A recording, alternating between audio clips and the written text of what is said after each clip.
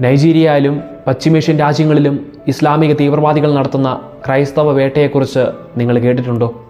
ഈ അടുത്ത ദിവസം സിറിയയിലെ ഒരു ദേവാലയത്തിൽ ഇസ്ലാമിക തീവ്രവാദി ആക്രമണത്തിൽ ഒരുപാട് ക്രൈസ്തവർ മരിച്ചു. നൈജീരിയയിൽ ദിനംപ്രതി ഒരുപാട് ക്രൈസ്തവർ മരിച്ചു വീഴുന്നു. ഇസ്ലാമിക തീവ്രവാദികൾ അവരെ നിഷ്കരണം കൊല്ലുന്നു.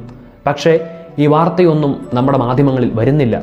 മറിച്ച് മറ്റൊരു രാജ്യത്ത് നടക്കുന്ന ഗാസയിലും പലസ്തീനിലും നടക്കുന്ന ആക്രമണങ്ങൾ ദിനംപ്രതി റിപ്പോർട്ട് ചെയ്യുന്നു.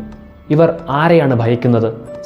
സത്യമായി പറയാതെ അതിനെ വളച്ചൊടിച്ച് ആരെ ഇഷ്ടപ്പെടുത്താൻ വേണ്ടിയാണ് റിപ്പോർട്ട് ചെയ്യുന്നത്? നാം ഭയക്കേണ്ട കാര്യം ഇവിടെയാണ്.